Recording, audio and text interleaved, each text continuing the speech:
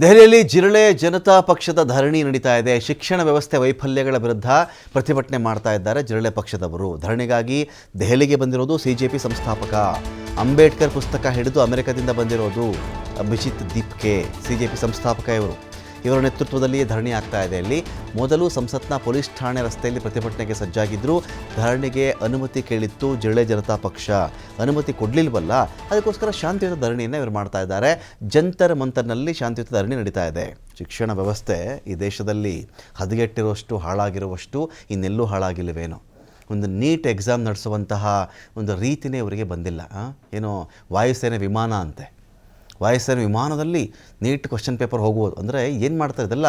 ಈ ಟ್ಯಾಕ್ಟಿಕ್ಸ್ ಎಲ್ಲ ಹೇಗೆ ಗೊತ್ತಾ, ಡೈವರ್ಟ್ ಮಾಡೋದು ಇಶ್ಯೂವನ್ನು. ನೀಟ್ ವಿಚಾರದಲ್ಲಿ ಮಾನ ಮರ್ಯಾದೆ ಹೋಗ್ತಾ ಇದೆ ಸರ್ಕಾರದ್ದು.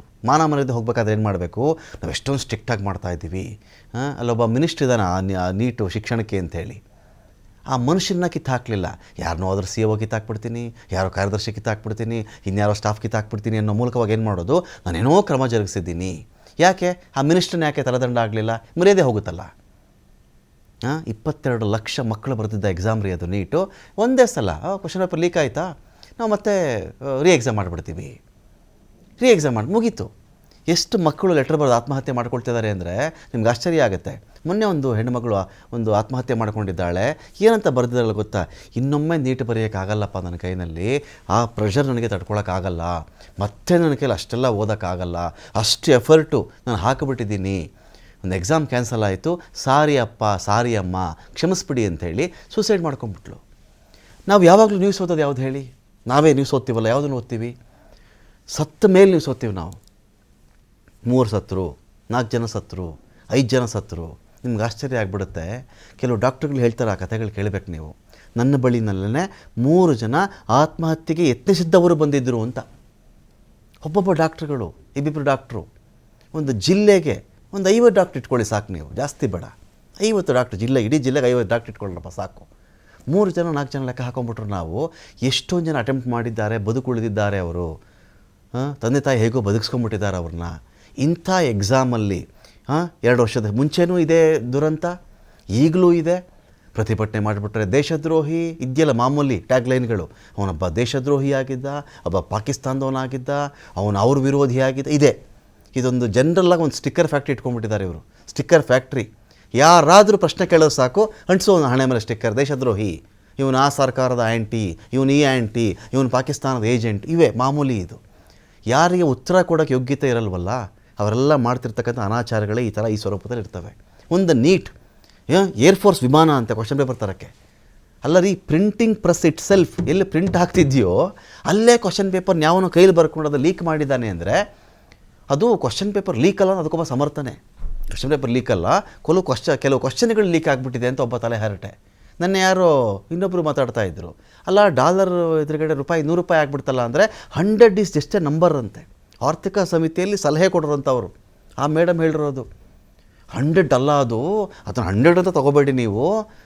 Just think it is A just A number ಅಂತ ಹೇಳಿ. ಒಂದು ನಂಬರ್ ಅಂತ ಅದು 100 ಅನ್ನೋದು, ಜಸ್ಟ್ ಎ ನಂಬರ್. 100 ಒಂದು ಡಾಲರ್ಗೆ ₹100 ಆಗ್ತಿದ್ದಿಲ್ಲ ಅಂತ ಕೇಳಿದ್ರೆ ಒಂದು ನಂಬರ್ ಅಂತ ಬಿಟ್ರು. ಏನೇನು ಸಮರ್ಥನೆಗಳ್ರಿ, ಆಶ್ಚರ್ಯ ಆಗಲ್ವಾ? 22 ಲಕ್ಷ ಮಕ್ಕಳ ಭವಿಷ್ಯವನ್ನು ಈ ಥರ ಹರಾಜು ಹಾಕಿ ಅದನ್ನು ದುಡ್ಡಿಗೆ ಬಿಕ್ರಿ ಮಾಡಿಕೊಂಡು, ಕ್ವಶನ್ ಪೇಪರ್ಗಳನ್ನು ಬಿಕ್ರಿ ಮಾಡಿಕೊಂಡು ಏನಾಗುತ್ತೆ? ಕ್ವಾಲಿಟಿ ಇರೋ ಡಾಕ್ಟರ್ಸ್ ಬರಲ್ಲ ರೀ ನಾಳೆ ದಿನ. ದುಡ್ಡು ಕೊಟ್ಟು ಒಂದು ಡಾಕ್ಟರ್ ಆಗಿಬಿಡ್ತಾನೆ. ಅವ್ರ ಕೈನಲ್ಲೇ ನಮ್ಮ ಆರೋಗ್ಯ, ನಮ್ಮ ಮಕ್ಕಳ ಆರೋಗ್ಯ, ನಮ್ಮ ಅಪ್ಪ ಅಮ್ಮನ ಆರೋಗ್ಯದ ಭವಿಷ್ಯ ಇಟ್ಬಿಡ್ತೀವಿ ನಾವು. ಅವ್ರಗಳ ಕೈನಲ್ಲಿ ನಮ್ಮ ಪ್ರಾಣ, ನಮ್ಮ ಮಕ್ಕಳ ಪ್ರಾಣ, ನಮ್ಮ ತಂದೆ ತಾಯಿ ಪ್ರಾಣ ಇಟ್ಬಿಡ್ತೀವಿ ನಾವು. ಯಾವನೋ ಕ್ವಶನ್ ಪೇಪರ್ ತೊಗೊಂಡಿರ್ತಾನಲ್ಲ, ಎಲ್ಲ ವರ್ಷಗಟ್ಟಲೆ ಕಷ್ಟಪಟ್ಟು ಓದಿರ್ತಾರೆ. ಕ್ವಶನ್ ಪೇಪರ್ ಸಿಕ್ತಾ, ಅಷ್ಟಕ್ಕೆ ಸರಿಯಾಗಿ ಆನ್ಸರ್ ಮಾಡು, ಮುಗೀತು. ಜೊತೆಗೆ ನೀಟ್ ಕಟ್ ಆಫ್ ಮಾರ್ಕ್ಸ್ ಇದೆಯಲ್ರಿ, ಅದನ್ನು ಬರ್ತಾ ಬರ್ತಾ ಬರ್ತಾ ಬರ್ತಾ ಇಳಿಸ್ತಾ ಬರ್ತಾ ಇದ್ದಾರೆ. ಓವರಾಲ್ ಆಗಿ ಅದರ ಕ್ವಾಲಿಟಿ ಕುಸಿತಾ ಇದೆ. ಇಲ್ಲಿ ಹಣ ಹಣ ಹಣ ಹಣ, ಮೋಸ ಮೋಸ ಮೋಸ ಮೋಸ. ಇಂಥ ಮೋಸವಾದಾಗ ದೇಶದ ವೈದ್ಯಕೀಯ ವ್ಯವಸ್ಥೆ ಇದೆಯಲ್ಲ, ಹಣ ಮಾಡೋಕ್ಕೆ ನಿಲ್ಲುತ್ತೆ ಅದು? ಇಲ್ಲವೇ? ಒಂಥರ ಸರಿಯಾಗಿ ಕಲಿತಿಲ್ಲದ, ಅರ್ಹತೆ ಇಲ್ಲದ, ಯೋಗ್ಯತೆ ಇಲ್ಲದ, ಹಣದಿಂದ ಕೊಂಡುಕೊಂಡಿರುವ ವೈದ್ಯರು ಸಿಕ್ಕಿಬಿಡ್ತಾರೆ ನಮಗೆ. ವೈದ್ಯರು ಸಿಗ್ತಾರೆ, ಏನು ಮಾಡೋಣ ಹೇಳಿ? ಎಲ್ಲೋ ಮಗುಗೆ ಹುಷಾರಿಲ್ಲ, ಅಪ್ಪನಿಗೆ ಹುಷಾರಿಲ್ಲ, ಅಮ್ಮನಿಗೆ ಹುಷಾರಿಲ್ಲ, ಕರ್ಕೊಂಡು ಹೋಗು. ಎಷ್ಟಂತೆ? ಇನ್ಶೂರೆನ್ಸ್ ಇದೆಯೇನ್ರಿ? 3 ಲಕ್ಷ ರೀ ಇದಕ್ಕೆ.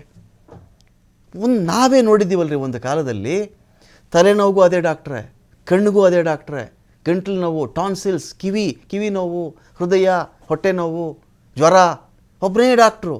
ಎಷ್ಟು ಸ್ಪೆಷಲೈಸೇಷನ್ಗಳು ಇವತ್ತಿಗೆ, ಎಷ್ಟು ವಿಭಾಗಗಳು, ಎಷ್ಟು ಎಕ್ಸ್ಪರ್ಟ್ಗಳು, ಎಂತೆಂಥ ದೊಡ್ಡ ದೊಡ್ಡ ಆಸ್ಪತ್ರೆಗಳು, ಎಂತೆಂಥ ಬ್ರಾಂಚ್ಗಳು. ಒಂದು ಆಸ್ಪತ್ರೆ ಶುರುವಾಗಿರುತ್ತೆ ಖಾಸಗಿ, ಕೆಲವು ವರ್ಷಗಳಲ್ಲಿ 5 ಬ್ರಾಂಚ್ 6 ಬ್ರಾಂಚ್, ಅಲ್ಲಿ ಹೊಸದು ಇಲ್ಲಿ ಹೊಸದು. ಹೇಗೆ ಸಾಧ್ಯ ಇದು? ಗೌರ್ಮೆಂಟ್ ಆಸ್ಪತ್ರೆಗೆ ಬಂದರೆ ICU ಇಲ್ಲ, ಮೆಡಿಸನ್ ಇಲ್ಲ, ಅದಿಲ್ಲ ಇದಿಲ್ಲ, ಎಲ್ಲ ಇವ್ರದ್ದೇ. ಖಾಸಗಿ ಆಸ್ಪತ್ರೆ ಯಾರ್ದು? MLAದು. ಖಾಸಗಿ ಶಿಕ್ಷಣ ಸಂಸ್ಥೆ ಯಾರ್ದು? MLAದು, MPದು. ಡಾಕ್ಟ್ರುಗಳು ಯಾರು? ದುಡ್ಡು ಕೊಟ್ಟೋನು ಡಾಕ್ಟ್ರು.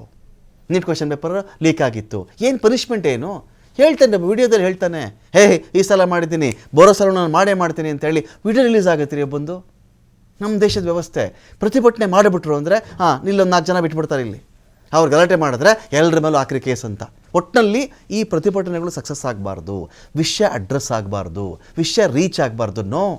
ನೋ ನೀವೇನೇ ಮಾಡಿ ಇವತ್ತಲ್ಲ ನಾಳೆ, ಸ್ವಲ್ಪ ಲೇಟ್ ಆಗಬಹುದು, ಎಷ್ಟೇ ಹತ್ತಿಕ್ಕಿ. ಬೇರೆ ಬೇರೆ ದೇಶಗಳ ಕ್ರಾಂತಿ ನೋಡಿದ್ದೀವ್ರಿ ಇತಿಹಾಸ, ಎಂತೆಂಥ ಕ್ರಾಂತಿ ನೋಡಿಲ್ಲ. ಫ್ರಾನ್ಸ್ ನೋಡಿರತಕ್ಕಂಥ ಕ್ರಾಂತಿನ, ರಷ್ಯಾ ಕ್ರಾಂತಿಗಳನ್ನು ನೋಡಿಲ್ವಾ? ಅಮೆರಿಕಾದಲ್ಲಿ ಕ್ರಾಂತಿಗಳು ಆಗುತ್ತೆ. ಅಂದರೆ ಏನು ಮಾಡ್ತಾ ಇದ್ದೀವಿ ಮಕ್ಕಳಂತ ಅರ್ಥನೇ ಆಗ್ತಿಲ್ಲ ರೀ.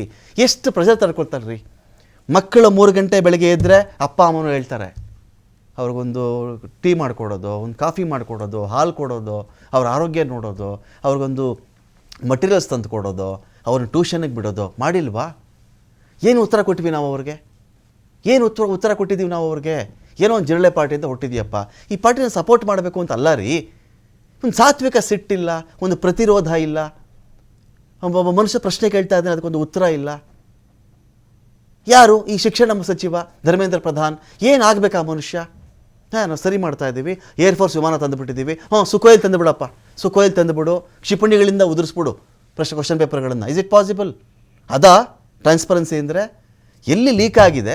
ಪ್ರಿಂಟಿಂಗಲ್ಲಿ ಲೀಕ್ ಆಗಿದೆ, ಪ್ರಿಂಟಿಂಗಲ್ಲಿ ತಂದುಬಿಡೋದು, ಅದನ್ನೇನು ಒಂದು ಬಂಡ್ಲು ಕಟ್ಟಿಬಿಡೋದು, ಅದನ್ನು ಪ್ಲೇನಿಗೆ ತುಂಬಿಸ್ಬಿಡೋದು, ಅಲ್ಲಿ ನಿಲ್ಲಿಸ್ಬಿಡೋದು. ನೋಡೋಕ್ಕೇನು ಹೇಗೆಂದ್ರೆ ಟ್ಯಾಕ್ಟಿಕ್ಸ್ ನೋಡಿ ಇವೆಲ್ಲವೂ. ಜನಗಳ ಮೈಂಡನ್ನ ಈ ಸಲ ಬಿಡ್ರಿ, ಸೈನ್ಯ ಅಂತೆ ರೀ, ಸೈನ್ಯದ ವಿಮಾನ ಅಂತೆ, ವಿಮಾನದಲ್ಲಂತೆ ಕ್ವಶನ್ ಪೇಪರ್ ಬರ್ತಾ ಇರೋದು. ಹೀಗೆ ತೋರ್ಸೋಕ್ಕೆ ವಿಮಾನ ಇಲ್ಲೆಲ್ಲ ಲೀಕ್ ಆಗಿರ್ತವೆ. ಆ ಮನುಷ್ಯಂದು ಉತ್ತರದಾಯಿತ್ವ ಇಲ್ಲ. ಆ ಮನುಷ್ಯ ಎಲ್ಲಾದರೂ 4 ಸೆಂಟೆನ್ಸ್ ಮಾತಾಡೋದು ಕೇಳಿದ್ರೇನ್ರಿ ಯಾರಾದರೂ? ಈ ದೇಶಕ್ಕೆ ಶಿಕ್ಷಣ ಮಂತ್ರಿ ಆ ಮನುಷ್ಯ 4 ಸೆಂಟೆನ್ಸು, ಇದರ ಒಂದು ಉತ್ತರದಾಯಿತ್ವ, ಒಂದು ರಾಜೀನಾಮೆ, ಒಂದು ಪರಿವರ್ತನೆ, ಒಂದು ಬದಲಾವಣೆ. ಯಾರೋ ಶಿಕ್ಷಣ ಇಲಾಖೆ 4 ಜನನ ಮಾಡಿಬಿಟ್ಟು ಕಿಂಗ್ ಪಿನ್ಗಳನ್ನು ಬಿಟ್ಟುಬಿಡ್ತಾರೆ. ಅವನು ಹೇಳ್ಕೊಂಡೇ ಹೋಗ್ತಾನೊಬ್ಬ, ನಾನು ಮಾಡ್ತೀನಿ. 22 ಲಕ್ಷ ಮಕ್ಕಳು, ಯಾರು ಆನ್ಸರಬಲ್ ಇದಕ್ಕೆ? ನಾಳೆಲ್ಲ ಡಾಕ್ಟರ್ಗಳು ಈ ಥರ ದುಡ್ಡು ಕೊಟ್ಟು ಡಾಕ್ಟರ್ ಆಗಿ ಸಿಗ್ತಾರೆ ನಮಗೆ. ನನಗೋ ನಿಮಗೋ ನಮ್ಮ ಮಗುಗೋ ನಿಮ್ಮ ಮಗುಗೋ ನಿಮ್ಮ ತಂದೆ ತಾಯಿಗೋ ನಿಮ್ಮ ಆಪತ್ತಿನ ಕಾಲಕ್ಕೋ ಇಂಥ ತಲೆಮಾಸ್ತರು ಡಾಕ್ಟ್ರಾಗಿ ಬರ್ತಾರೆ ಹೊತ್ತಿಗೆ. ಈ ಥರ ಕ್ವಶನ್ ಪೇಪರ್ ನೋಡ್ಕೊಂಡು ಬರೆದು ಡಾಕ್ಟರ್ ಆಗಿರ್ತಾರೆ, ದುಡ್ಡು ಕೊಟ್ಟುಬಿಟ್ಟು ಸಿಗ್ತಾರೆ. ಅವರೇ ಸಿಗೋದು ನಮಗೆ. ತಲೆನೋವು ಅಂದರೆ ಬ್ರೈನ್ ಆಪ್ರೇಷನ್ ಮಾಡಬೇಕು ಅಂತ ನಾವು ಯಾಕೆ ಹೇಳಿ? ಆ ಖಾಸಗಿ ಆಸ್ಪತ್ರೆಯಲ್ಲಿ ಅದು ಮೇಂಟೈನ್ ಮಾಡಬೇಕಲ್ಲ. ಒಬ್ಬೊಬ್ಬ ಡಾಕ್ಟ್ರಿಗೆ ಇಷ್ಟೊಂದು ಇಟ್ಟಿರ್ತಾರೆ ಕೆಲವು ಕಡೆ. ಒಬ್ಬ ಡಾಕ್ಟ್ರು ಒಂದು ತಿಂಗಳಿಗೆ ಇಷ್ಟು ಸಂಪಾದನೆ ಮಾಡಿಕೊಡ್ಬೇಕು ಆಸ್ಪತ್ರೆಗೆ ಅಂತೇಳಿ ತರಲೇಬೇಕು. ಅವನು ಪ್ರೆಷರ್, ಅವನು ದುಡ್ಡು ಕೊಟ್ಟು ಜಾಸ್ತಿ ದುಡ್ಡು ಕೊಟ್ಟಿರ್ತಾನಲ್ಲ ಅವನನ್ನು ಸೀಟ್ಗೆ, ಅವನು ಸಂಪಾದನೆ ಮಾಡಲೇಬೇಕು. ಡಾಕ್ಟರ್ ಪ್ರೊಫೆಷನ್ ಇದೆಯಲ್ಲ, ಸಂಪಾದನೆ ಮಾಡೋ ಪ್ರೊಫೆಷನ್ ಅಲ್ಲ ರೀ ಅದು, ಸೇವೆ ಪ್ರೊಫೆಷನ್ ಅದು. ಸರ್ವೀಸ್ಗೂ ಈ ಸಂಪಾದನೆ ಮಾಡೋದಕ್ಕೂ ಬಹಳಷ್ಟು ವ್ಯತ್ಯಾಸ. ರಿಯಲ್ ಎಸ್ಟೇಟ್ ಒಂದು ಡಾಕ್ಟ್ರಿಗಿಂತ ಜಾಸ್ತಿ ದುಡ್ಡು ಮಾಡ್ತಾನೆ ರೀ. ರಿಯಲ್ ಎಸ್ಟೇಟು ಎಲ್ಲಿ ಸರ್ಕಲ್ ಬರುತ್ತೆ, ಎಲ್ಲಿ ಫ್ಲೈಓವರ್ ಬರುತ್ತೆ, ಎಲ್ಲಿ ಏರ್ಪೋರ್ಟ್ ಬರುತ್ತೆ, ಎಲ್ಲಿ ದೊಡ್ಡ ಹೈವೇ ಬರ್ತಾ ಇದೆ, ಮೊದಲೇ ಹೋಗ್ತಾನೆ 2-3 ಎಕರೆ ತೆಗೆದು ಇಟ್ಕೊಳ್ತಾನೆ. ಒಂದು 4 ವರ್ಷ ಅವನಿಗೆ 50 ಕೋಟಿ ಬಂತು, 60 ಕೋಟಿ ಬಂತು, 10 ಕೋಟಿ ಹಾಕಿದ್ದ ಸಂಪಾದನೆ ಮಾಡ್ತಾನೆ. ಡಾಕ್ಟರ್ ಪ್ರೊಫೆಷನ್ ಆಗಲ್ಲ, ಟೀಚರ್ ಪ್ರೊಫೆಷನ್ ಆಗಲ್ಲ. ನೋ, ಸೇವೆ ಮುಂದಿನ ಜನ್ರೇಷನ್ನು. 50 ವರ್ಷದ ಹಿಂದೆ ಕಲ್ತಿದ್ದು ಫಿಸಿಕ್ಸೇ ಇವತ್ತಿಗೂ ಅದೇ. 70% ಇದೆ ರೀ ಚೈನಾದಲ್ಲಿ, ಏನಲ್ಲಿ ಅವ್ರು ಇಟ್ಕೊಂಡಿದ್ದಾರೆ. ಅದನ್ನು ಅವ್ರು ಇಟ್ಕೊಂಡು ಏನೇನೋ ಮಾಡ್ತಾ ಇದ್ದಾರೆ. ನಮ್ಮಲ್ಲಿ ಅದದೇ ಶಿಕ್ಷಣ, ಅದದೇ ಪಾಠ, ಅವೇ ಏನೋ ಅಪ್ಗ್ರೇಡ್ ಬೇಕಲ್ವೇನ್ರಿ ನಮಗೂ, ನಮ್ಮ ಮಕ್ಕಳಿಗೂ ಬೇಕಲ್ವಾ? ನಾವು ಕಾಂಪೀಟ್ ಮಾಡಬೇಕಲ್ವಾ ನಾವು? ಜಪಾನ್ ಶಿಕ್ಷಣ ಪದ್ಧತಿ, ಚೈನಾ ಶಿಕ್ಷಣ ಪದ್ಧತಿ, ಫ್ಯೂಚರ್ ಆಳ್ತಾರೆ ರೀ ಚೈನಾ, ಅನ್ಡೌಟೆಡ್ಲಿ. ಅಮೇರಿಕಾ ಅಲ್ಲ, ಚೈನಾ ಆಳ್ತಾರೆ. ಅಷ್ಟು ಇಟ್ಕೊಂಡಿದ್ದಾರೆ ಅವರೆಲ್ಲರೂ ಕೂಡ.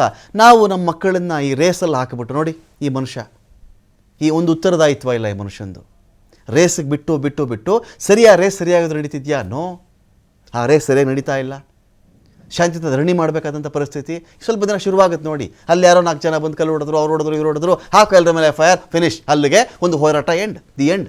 ಹೀಗ ನೋ, ಇದು ಯಾರೋ ಜಿರಳೆ ಪಕ್ಷದವ್ರು ಮಾಡ್ತಿದ್ದಾರೆ, ಇನ್ಯಾರೋ ತಿಗಣೆ ಪಕ್ಷದವ್ರು ಮಾಡ್ತಾ ಇದ್ದಾರೆ, ಸೊಳ್ಳೆ ಪಕ್ಷದವ್ರು ಮಾಡ್ತಾ ಇದ್ದಾರೆ. ನೋ, ಇದು ದೇಶದ ವಿದ್ಯಾರ್ಥಿಗಳನ್ನು ಅಡ್ರೆಸ್ ಮಾಡಲೇಬೇಕಾಗಿರ್ತಕ್ಕಂಥ ಒಂದು ಪ್ರಶ್ನೆ. ಇದು ಒಂದು ಉತ್ತರವನ್ನು ಕೊಡಲೇಬೇಕು. ಇದಕ್ಕೆ ಕೊಡ್ತಿಲ್ಲ. ಇನ್ನೊಂದು ಎಕ್ಸಾಮ್ ಅಂದರೆ ಮುಗಿದೋಯ್ತು, ಇನ್ನು ಸ್ವಲ್ಪ ದಿನ ಬರುತ್ತೆ, ಇದೆಲ್ಲ ಮುಗೀತು, ಮರೆಸ್ಬಿಡ್ತಾರೆ. ನೋ, ಅನ್ಫಾರ್ಚುನೇಟ್ ಇದು. ಈ ಮನುಷ್ಯ ಒಂದೊಂದು ರಾಜೀನಾಮೆ ಕೊಟ್ಟು ಮನೆಗೆ ಹೋಗ್ಬೇಕಲ್ವೇನ್ರಿ ಈ ವ್ಯಕ್ತಿ, ಯಾರೇ whoever it may be. 22 lakh ಮಕ್ಕಳ ಭವಿಷ್ಯವನ್ನು ನಾನು ಹಾಳುಗೆಡುವುದೇ, ನನ್ನ ನೇತೃತ್ವದಲ್ಲಿ ಈ ಥರದ್ದು ಹಾಳಾಗಿ ಹೋಯ್ತಿದ್ದು. ಏನೋ ನಾವು ಉತ್ತರ ಬೇಕಲ್ಲ ಈ ಮನುಷ್ಯಂದು. ಎಕ್ಸಾಮ್ ಮಾಡ್ತಿದ್ದೀನಿ ನಾನು, ಏರ್ಫೋರ್ಸ್ ವಿಮಾನದಲ್ಲಿ ಕ್ವಶನ್ ಪೇಪರ್ ತುಂಬ್ತಾ ಇದ್ದೀನಿ, ನನ್ನ ನೆಕ್ಸ್ಟು ಸ್ಟ್ರಿಕ್ಟಾಗಿ ಮಾಡಿಬಿಡ್ತೀನಿ. 2024 ಇದೇ ಗೋಳೆ, ಈಗಲೂ ಇದೇ ಗೋಳು. ಮಕ್ಕಳು ಓದಿ ಓದಿ ಓದಿ ಓದಿ ಆಗಲ್ಲ ರೀ ಅವ್ರ ಕೈನಲ್ಲಿ, ಆ ಪ್ರೆಷರ್ ಆಗಲ್ಲ. ಏನಕ್ಕೆ ಹೇಳಿ, ಸೀಟ್ಗಳು ಜಾಸ್ತಿ ಮಾಡೋ ಯೋಗ್ಯತೆಗಳಿಲ್ಲ ಇವ್ರುಗಳಿಗೆ. ಮೆಡಿಕಲ್ ಸೀಟ್ ಜಾಸ್ತಿ ಮಾಡೋ ಯೋಗ್ಯತೆ ಒಂದು ಕಡೆ ಇಲ್ಲ. ಇರೋ ಕಡಿಮೆ ಸೀಟ್ಗೆ ಕಾಂಪಿಟೇಷನ್ ಜಾಸ್ತಿ ಮಾಡೋದು. 50,000 ಜನ ಇರ್ತಾರ, 5 ಮೆಡಿಕಲ್ ಸೀಟ್ ಇಟ್ಟಿದ್ದೀನಿ, ಎಲ್ಲ ರೇಸಿಗೆ ಬನ್ನಿ ಅಂತ. ಅದರಲ್ಲಿ 98, 99, 99.9 ಇದೆ, ಹೋಗ್ತಾ ಇರಬೇಕದು. ಫಿಲ್ಟರ್ ಮಾಡಬೇಕಲ್ಲ ಇವರು. 99 ತೆಗ್ದಿರೋನು 99.96 ತೆಗ್ದಿರೋನಿಗಿಂತ ಏನು ಮಹಾ ಕಡಿಮೆ ಆಗಿಬಿಡುತ್ತೆ ರೀ. ಆ ಲೆವೆಲ್ಗೆ ಇವ್ರು ಮಾಡ್ಕೊಂಡು ಹೋಗಿ ಇವತ್ತಿಗೆ ಈ ಸ್ಥಿತಿ ಮಾಡಿ ಇಟ್ಟಿದ್ದಾರೆ ನಮ್ಮಲ್ಲಿ. Unfortunate, not acceptable. ಮುಂದಿನ ಪೀಳಿಗೆ, ಡಾಕ್ಟ್ರ್ ಆಗೋ ಪೀಳಿಗೆಗೂ ಇದು ಒಳ್ಳೆ ಬೆಳವಣಿಗೆ ಅಲ್ಲ. ಡಾಕ್ಟ್ರ್ ಆಗ್ತಿರ್ತಕ್ಕಂಥ ವಿಧಾನಕ್ಕೂ ಇದು ಸರಿಯಾದ ದಾರಿಯಲ್ಲ. ಕ್ವಶನ್ ಪೇಪರ್ ಲೀಕ್ ಮಾಡಿಕೊಂಡು ಡಾಕ್ಟ್ರ್ ಮಾಡುವುದು. ಸಮಾಜದ ಆರೋಗ್ಯ ಹಾಳಾಗ್ತಿದೆ, ಮೆಂಟಲ್ ಆರೋಗ್ಯ ಹಾಳಾಗ್ತಿದೆ. ಆರೋಗ್ಯ ಹಾಳಾಗಿದ್ದ ಆಸ್ಪತ್ರೆಗೆ ಹೋದರೆ ಅಲ್ಲಿ ನಮ್ಮನ್ನು ಸುಲಿಗೆ ಮಾಡ್ತಾ ಇದ್ದಾರೆ. ಎಲ್ಲ ಇದೆ, ಪ್ರತಿಯೊಂದು ಚೈನ್ ಲಿಂಕ್ ರೀ ಇದು. ಎಲ್ಲಿಂದ ಆಸ್ಪತ್ರೆ ಡೈರೆಕ್ಟ್ ಉದ್ಭವ ಆಗಿಲ್ಲ. ಒಂದೊಂದು ಸೀಟ್ 5 ಕೋಟಿ 6 ಕೋಟಿ 7 ಕೋಟಿ ಅಂತಾರೆ. ಹೇಗೆ ನಾವು ಕೇಳ್ತಾರೆ ಅವರು, ಮೆಡಿಕಲ್ ಮಾಡಿರೋ ಕೇಳ್ತಾರೆ, 8 ವರ್ಷ 10 ವರ್ಷ 11 ವರ್ಷ ಅದು ಮಾಡಿ ಇದು ಮಾಡಿ ಎಲ್ಲ ಬಂದಮೇಲೆ ಅವ್ರು ಕೇಳ್ತಾರೆ ಆ ಸ್ಟೂಡೆಂಟ್ಗಳು, ನನಗೊಂದು 70,000 ಕೊಡ್ತಾ ಇದ್ದಾರಪ್ಪ, 70,000 ನಾನೇನು ಮಾಡಿ, ನನ್ನ ಕ್ಲಾಸ್ಮೇಟ್ 22 ವರ್ಷಕ್ಕೆ ಏನೋ ಮಾಡಿದ್ರು, ಎಲ್ಲೋ ಇನ್ವೆಸ್ಟ್ ಮಾಡಿಬಿಟ್ರು. ಫಿನಾನ್ಷಿಯಲ್ ಲಿಟ್ರಸಿ ಇದೆಯಾ ನಮ್ಮಲ್ಲಿ? ಆ ರೇಟಿಂಗ್ ನೋಡಿದ್ದೀರಾ ನೀವು? ನೋ. ಏನು ಮಾಡಬೇಕು ಗೊತ್ತಿಲ್ಲ. ನಾವೇನು ಮಾಡ್ತಾಯಿದ್ದೀವಿ, ವಿ ಡೋಂಟ್ ನೋ. ಯಾರೆಲ್ಲೆಲ್ಲಿ ಹೋಗಿದ್ದಾರೆ ಗೊತ್ತಿಲ್ಲ. ಸೊ ಅವ್ರು ಹೇಳ್ತಾರೆ, ಡಾಕ್ಟರ್ಗಳು ಹೇಳ್ತಾರೆ, 70,000 ಇಟ್ಕೊಂಡು ಏನು ಮಾಡಲಿ, ಅವ್ರು 7 ಲಕ್ಷ ಸಂಪಾದನೆ ಮಾಡಿದ್ರು, 8 ಲಕ್ಷ ಸಂಪಾದನೆ ಮಾಡಿದ್ರು ಅಂದಾಗ ಅನ್ನೆಸೆಸರಿ ನಾವು ಕಾಂಪಿಟೇಷನ್ ದುಡ್ತಿಲ್ವ ಅವರನ್ನು? ನಾನೇನು ಮಾಡಲಿ, ನಾನು ಡಾಕ್ಟ್ರ್ ಹೌದು ಆಯಿತು ಒಪ್ಕೋತಾ ಇದ್ದೀನಿ. ಅವರು 7 ಲಕ್ಷ ಸಂಪಾದನೆ ಮಾಡ್ತಿದ್ದಾರೆ, 5 ಲಕ್ಷ ಮಾಡಿದ್ರು, ಏನು ಮಾಡೋಣ ಹೇಳಿ? ಇದು ಈ ಥರದಲ್ಲಿ ಆ ಮೆಡಿಕಲ್ ಪ್ರೊಫೆಷನನ್ನೇ ನಾವು ಹಣದೊಂದಿಗೆ ಅದನ್ನು ಜೋಡಿಸ್ತಾ ಇದ್ದೀವಲ್ಲ, ರಾಂಗ್. ಇಂಥವುಗಳಿಗೆ ನಮ್ಮಲ್ಲಿ ಪರಿಹಾರ ಸಿಗಬೇಕು. ಏನೇನೋ ಹೇಳಿಕೊಂಡು ಎಲ್ಲದ ವೈಭವೀಕರಣ ಮಾಡಿಕೊಂಡು ಇದಕ್ಕೆ ಒಂದು ರೀತಿಯಲ್ಲಿ ಬೇರೆ ಬೇರೆ ಡೈವರ್ಷನ್ಗಳು ಕೊಟ್ಕೊಂಡು ಟ್ಯಾಕ್ಟಿಕ್ಸ್ ಮಾಡಿಕೊಂಡು ಇಟ್ಸ್ ಓಕೆ. ಹಿರಿಯ ನಾಗನ ನಂಜು ಮರಿಯ ನಾಗನಿಗೆ ಹೀಗೆ ಇರಲ್ಲ ಕಾಲ. ಕೀಪ್ ಇನ್ ಮೈಂಡ್, ಹೀಗೆ ಇರೋಕ್ಕೆ ಚಾನ್ಸೇ ಇಲ್ಲ. ತಲೆ ಮೇಲೆ ಸುರ್ಕೊಂಡಂಥ ನೀರು ಕಾಲ ಬುಡಕ್ಕೆ ಬರಲೇಬೇಕು, ಬಂದೇ ಬರುತ್ತದು ಕಾಲ. ಸ್ವಲ್ಪ ಆ ಕಡೆ ಈ ಕಡೆ ಡಾಮಿನೇಟ್ ಮಾಡ್ಕೊಂಡು ಹೋಗ್ತಾ ಇದ್ದೀರಿ, ಟ್ಯಾಕ್ಟಿಕ್ಸ್ ಮಾಡ್ತಾ ಇದ್ದೀರಿ, ಯಾಮಾರಿಸ್ತಾ ಇದ್ದೀರಿ, ಮರೆಸ್ತಾ ಇದ್ದೀರಿ, ಮೆರೆಸ್ತಾ ಇದ್ದೀರಿ. ಅಗ್ರಿ, ಬರುತ್ತೆ ಟೈಮ್ ಒಂದಿನ, ವೆಯ್ಟ್ ಮಾಡೋಣ.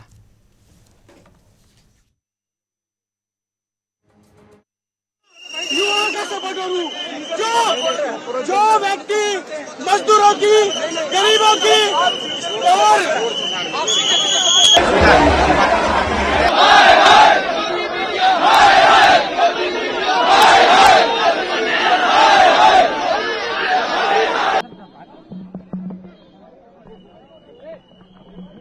आंसर्स दे रहे हैं। अभी बन रहा है, अभी बन रहा है, स्टेज बन रहा है, अभी सब लोग। धर्मेंद्र प्रधान रिजाइन नहीं करते तो मोदी जी को उनको बाहर करना चाहिए जी, क्योंकि कैबिनेट से निकाल देना चाहिए, क्योंकि इनकॉम्पिटेंट मिनिस्टर।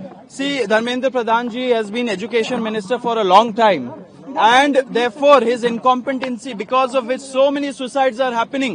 कितने बच्चे मर चुके हैं इस टाइम पे, एंड इतने सारे जो पेपर लीक के मामले हो रहे, डेटा डिस्क्रिपेंसीज हो रहा है, ये सारे चीजों के वजह से we are demanding that Dharmendra Pradhan has to go.